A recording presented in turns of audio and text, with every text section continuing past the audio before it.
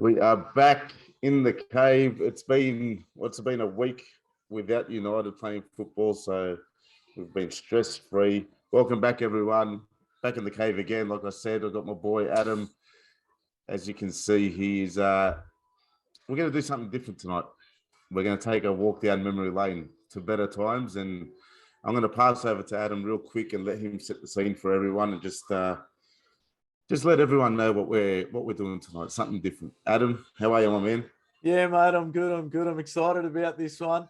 I think it was the spur of the moment thing last week. You know, Manchester United had the MUTV had the 1994 FA Cup final on, Manchester United versus Chelsea.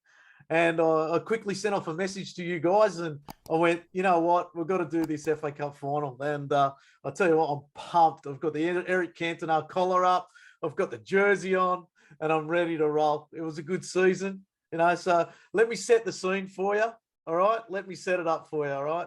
That season. Take it away, my man. All right. From the fourth round, United were, I think they were leading. They were leading the comp from the fourth round. It was a somber occasion as well because Sir Matt Busby passed away that year as well. We were bidding to be the first United team in history to win the double, which was awesome. Eric Cantona scored 25 goals that season. We had the class of 92 coming through. We had Bryan Robson was going to be player manager at Middlesbrough. So there was a lot of things happening. There was a lot of things happening at United. It was sort of, you know, we had won the Premier League the year before. This year, we managed to get this year. Here we go. I'm already in the year. Yeah. I'm taking myself back. It's beautiful. You time traveler. In '94, we managed the double. It was an unbelievable year. It was brilliant. Our supporters club started up as well. It became official that year as well. And I still remember watching this final at the Sutherland Sus Club. And you're showing your age, mate. I was 10. Look, it's probably 94 is probably the year I started supporting United. So I remember, and like I've mentioned many times before, I remember, you know, football in Australia back then, we didn't get many games on TV. We didn't have Foxtel or Optus Sport or anything like that back in the mid 90s. So we were privileged to watch one game a week on SBS, the World Game. We got the one game a week, and I remember the FA Cup finals were always televised. You know, it's the oldest club competition in the world, so there's a bit of history behind this cup. And yeah, I'm pretty sure '94 was the year I remember my dad, because my dad was a big Eric Cantona fan, and he always used to wake me up. It'd be like 2, 3 in the morning. Go, just watch him. So, you know, my first love, Eric Cantona and Manchester United, and that's where it all began. And probably my favorite, like, you know, mid 90s to early to mid 2000s, my favorite era of football. I wish we could stay there. Mate, it was like for me at that time, Bryan McClair was my man. And you know, and we were thinking about, I was lucky enough, Bryan McClair was my man, and I was lucky my uncle kept going back and forth to Old Trafford and stuff like that. And I think it was that year. Yeah, I think it was that year or the year before he first met David Beckham in Malta. The team was over in Malta at an end of season function, and he came back to Australia with a photo of him and David. I've actually got the photo out the back there, and he what do you call it? Said to me, "This kid's going to be a superstar," and you know, sure enough, the rest is history. And yeah, mate, I had. We didn't hear much about Beckham anymore after that, did we? No, we haven't heard nothing. All right, mate. Let's get stuck into it. Take us to Wembley. Okay, so when we came up with this idea, I did say to you, watch the game again. I've probably watched the game for endless times. I've watched this game, and the best part that I loved about the FA Cup final, especially being from Australia, and like you said, you watched it on SBS and stuff like that, is that long walk to the middle of the pitch. And it's an amazing walk. And you actually feel like you're making the walk as well. You got Fergie there, just waltzing along, leading the team out. You had Hoddle, the Chelsea manager as well. Everyone knew him as an England player as well. So player manager he was back then as well. Player manager, yes, he was a player manager. And I miss those days. He rated himself big time too. You'd have to look like you'd come across as a knobhead, wouldn't you? If you were the manager and your team's down and you go, just unzip the jacket. I'm gonna put myself on. Yeah, I know. Look, they were the days, weren't they? Like when they did it. Look, Bryan Robson went and done it for Middlesbrough as well. Yeah. So yeah, it was certainly different times. You wouldn't see it now, that's for sure. So I missed that atmosphere at the old Wembley. Look, I know my one criticism of the old Wembley was how far away the stands were from the pitch. Because if I remember correctly, it had like an Olympic track around. A running track around the ground. So that was always my one criticism. Like, they're so far. But then you remember the build up to the game. So they used to walk out in all their suits, both teams, looking sharp in their suits. They come out, walk onto the pitch, have a look, and then they go back in. And then, like you said, that long walk from the dressing room out the tunnel in the corner of Wembley there, coming out onto the pitch. And the manager used to walk out with them. Yeah. Both managers leading the charge at the front. The other part that I enjoyed was when the captain and the member of the royal family would get the captain would introduce each player to the member of the royal family. Shake hands and stuff. Yeah. Yeah, like for a kid, from Australia, because we didn't have all those games all the time, you thought, wow, this is just incredible. How cool is this? And it just, again, it got you zoned into the game. And it's a shame these days that kids don't get to experience that anymore. Those kind of traditions should still happen as far as I'm concerned. And for me, the FA Cup will always still be the number one trophy. For me, even though the Champions League is the number one for a cup final these days, I suppose. But we've got Liverpool at the moment frothing over because they won the League Cup. So they might include that in a treble this year. So, anyway, we don't want that shit in this pod, that's for sure. So let's set the scene, right? Chelsea. I don't want to talk about them. Yeah. Chelsea had all the ball early in this game. They did. They had all the ball early, and it was tough going for Chelsea. And tough going for United. Stop. I just want to rewind back to that walking out of the tunnel. Yeah. Can I just say, Paul Ince walking out.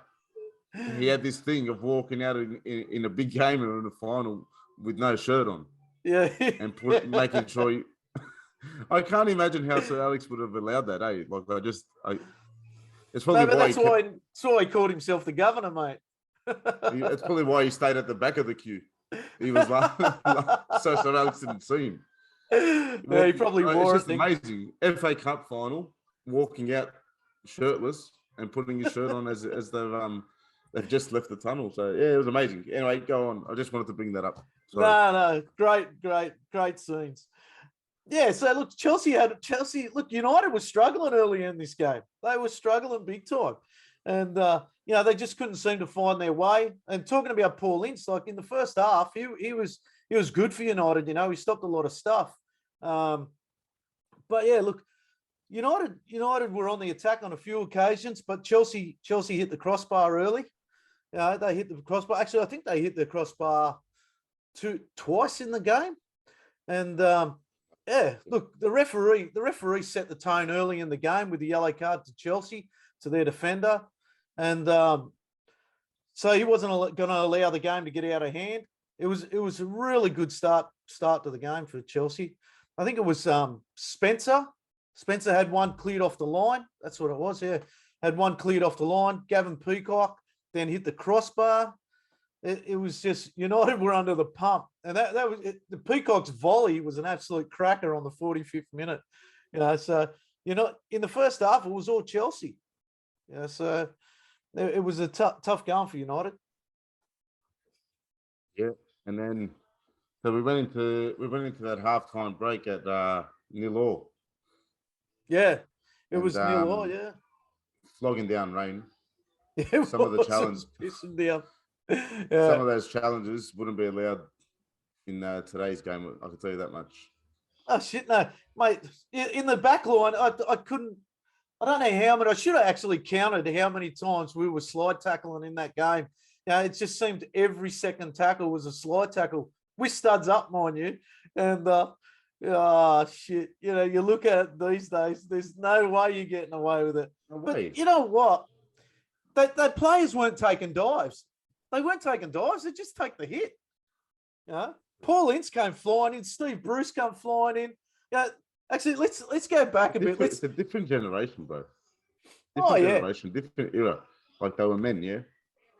Look, we've spoken about. Let me give you the names of the team. All right. Look, I'm that pumped up for this. I've gone past the United's lineup.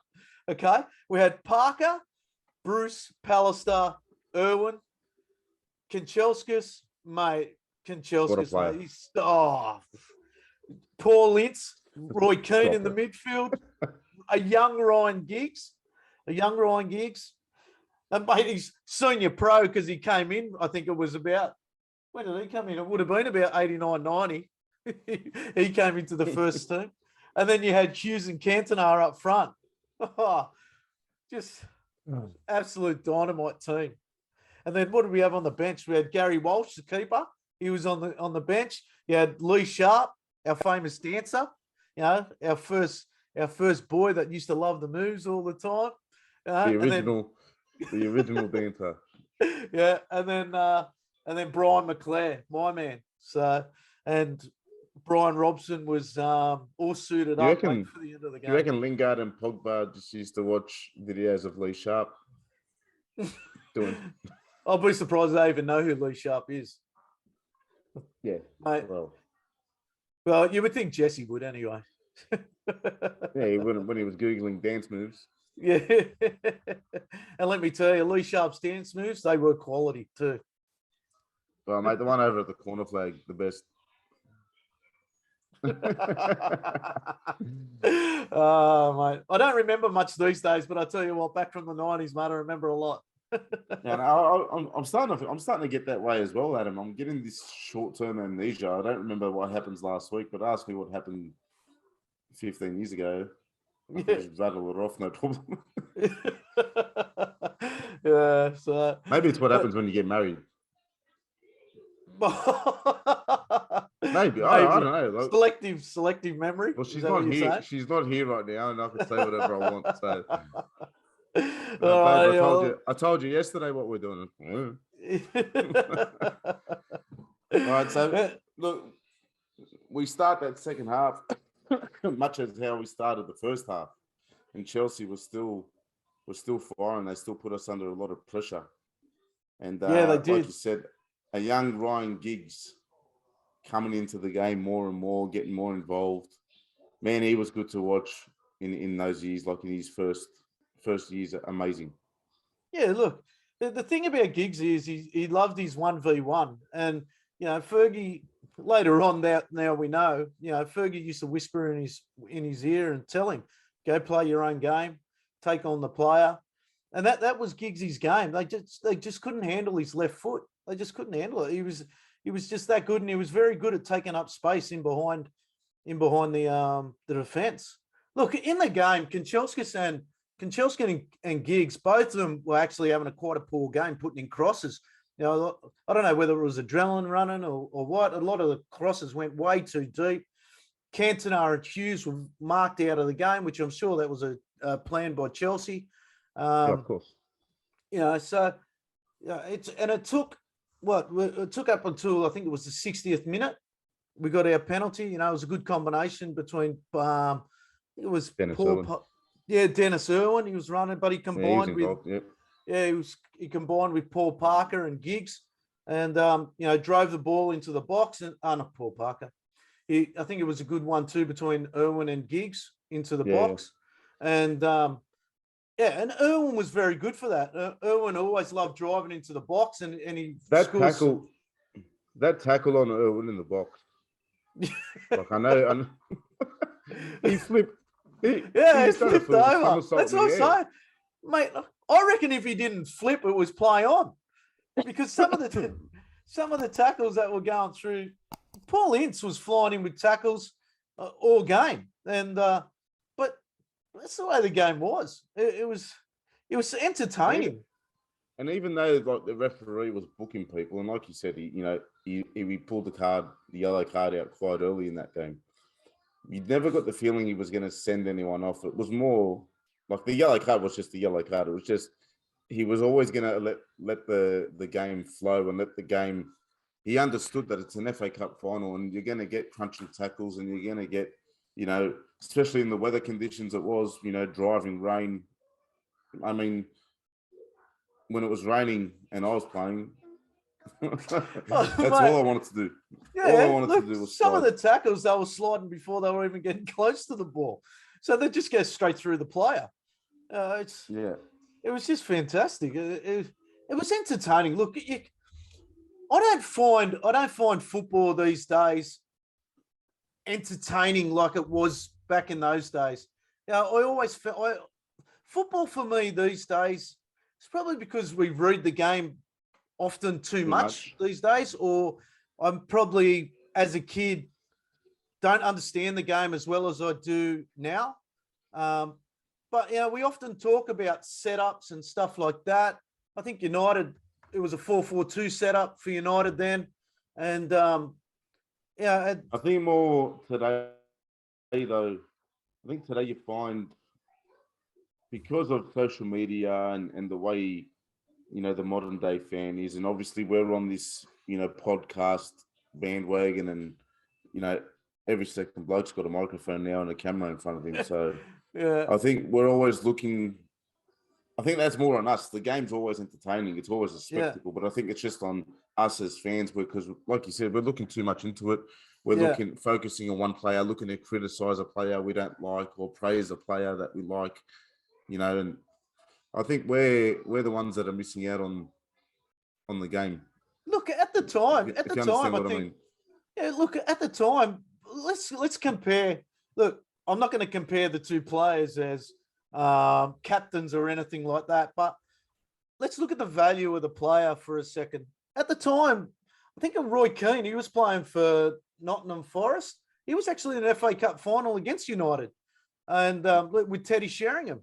I think it was Forest he played for, and then he was the most expensive player at that season in 93-94 in the Premier League. And you watch Roy Keane at the time. He wasn't the captain. Steve Bruce was the captain, and same with Gary Pallister. Gary Pallister came to United as the most expensive defender as well.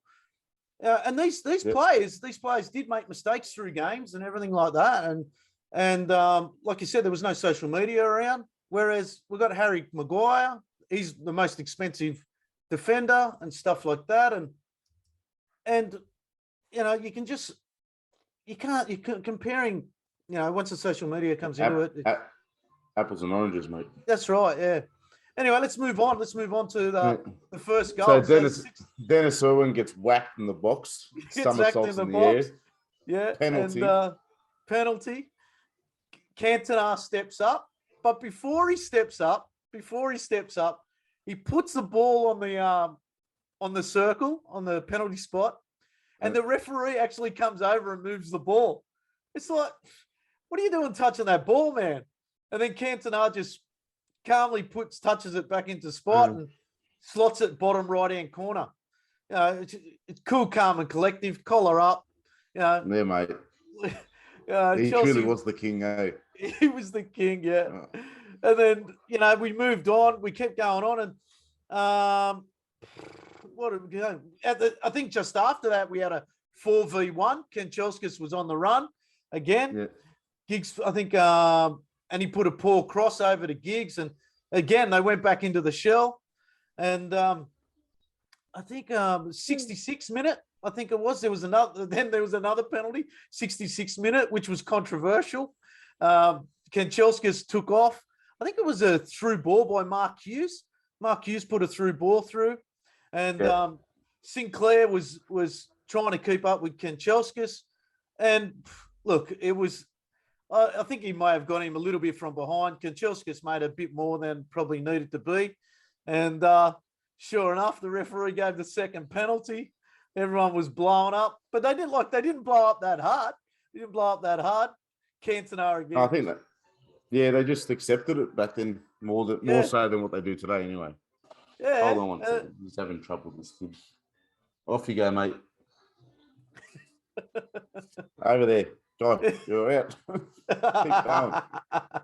Yeah, Cantona calmly slots it away again. Bottom right-hand corner. Keeper went the wrong way. And he would have thought Eric was going the other way this time, but he didn't. And then what do you call it? I think Glenn Hoddle started stripping off. Yeah. And brought himself on. things just went from bad. As much as I always thought the manager looked like a knob for doing it, and it doesn't matter who it was. I'm not just. I just found it like, man, you got some balls on you. Like this, you think you're gonna come on and change the game. Like I'm, you know what I mean? Like just what a mentality to have, man. I remember so many great player managers over the years in the Premier League that we never had one, obviously, because Sir Alex was our manager. But I remember Chelsea had a couple of play managers. And it was always good to see. Like I loved watching. They'd always have the tracksuit on, never a tuxedo or anything. But I always loved seeing them just unzip the jacket, and you knew that they were on. Yeah. They were coming on.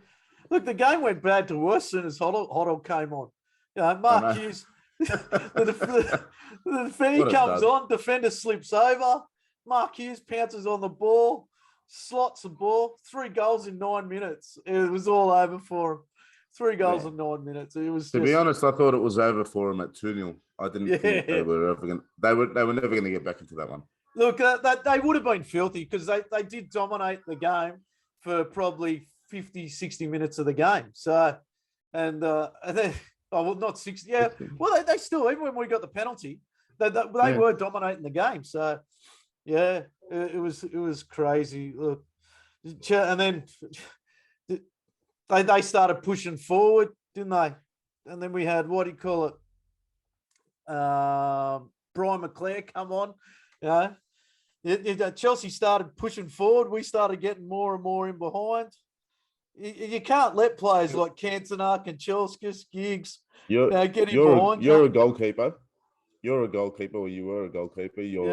You're raising a young goalkeeper now as we speak, and obviously it's a position that you have a lot of info on and know a lot about. How good was Peter Schmeichel? And I know look, the thing with Peter Schmeichel and is he used to be a handballer, so so he was very good at making himself big, and spreading out, and we talk about De Gea with his foot saves and stuff like that. Schmeichel probably didn't make too many foot saves down to his left or right, but he made a fair few, like in the air when he spread himself out a fair bit. He was the traditional keeper where he goes down to his side instead of using his foot these days. I remember watching him run out and jump out, both legs spread and arms spread, like a silverback gorilla. Massive man. Look, a big silverback about to jump all over you. He didn't have to really. He made two saves down to his right-hand side late in the game for United. So. So that was probably his main involvement in the game, Schmeichel, in the FA Cup. But he was very, very commanding in of his box. He would have been intimidating too. Yeah. He was a very intimidating goalkeeper. Not just for the opposition, for his teammates as well. Oh, yeah, shit. Yeah, well, I think there was in the first half, I think there was an error, and he absolutely went to town on, I think it was Paul Parker. Yeah, he went to town on Paul Parker. You can see his blood vessels just about to explode. And poor Paul Parker, he wasn't that talkative. I think he was a very quiet bloke, and I think he could feel Schmeichel breathing down his neck. I think he went to clear the ball. He went to clear the ball and he shanked it. Yeah, and Schmeichel had to volley it out. Those 2 saves down to his right, they're more impressive than what you think because of how big the guy was. Yeah. So for him to be getting down that low and like those kind of saves now, you're thinking De Gea does them with his feet rather than with his hands because, that's just the way De Gea plays now. But for Peter Schmeichel to be getting down that low, that fast with his hands, man, unbelievable keeper.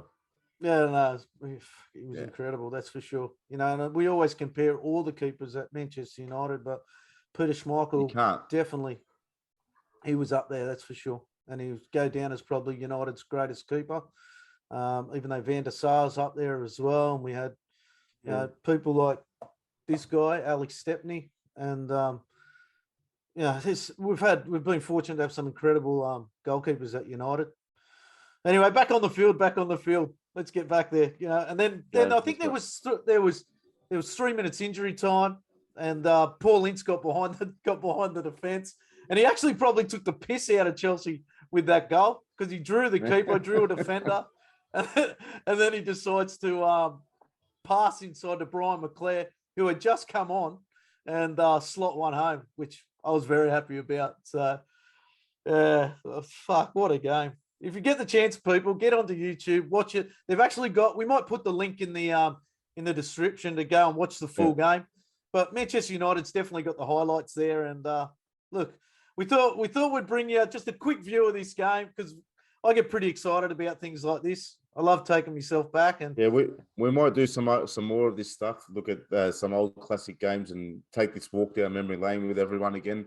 Seeing as how we're coming to the off season, not going to be much football to talk about other than transfer news, which for me, because we're United, transfer news gets a bit boring for me because we're linked to everyone. So we'll let all the other podcasts worry about the transfers. I love doing this. We'll do the classic. We'll do the classic matches. Yeah, we're fortunate enough as United. We get a lot of stick about looking back on games, but I'll tell you now, a lot of other fans from other clubs would love to have the trophy cabinet we got. That's for sure. And I'm proud to say that I will talk Here's about a question for you. night. Here's a question for you before we wrap up. If you're a club, if a club hasn't won a trophy, would they still have a trophy cabinet? Well, Cronulla, let's put rugby league in it for a sec. Cronulla hadn't won one for years. We only had won the Ronson Cup. And I used to but I'm talking if you've won nothing. If you've won nothing as a club, do you have? Because I know you go. They'd find some way. What's the point? Anyway, mate, wrap it up. Time's coming. We hope you've enjoyed it. Adam's a very knowledgeable guy when it comes to the older games and the classic matches. So look, program and all. Got the program. Look, here's the program. He's a freak for it. FA Cup final program. It's a special edition, signed by Steve Bruce as well. So excellent. Very lucky. Don't forget to leave a like, share, subscribe, share it to all your mates. Let them know, we're doing this sort of thing, and we hope to see you guys back in the cave. Thanks for coming. See you, boys. See you, mate. See ya, bud.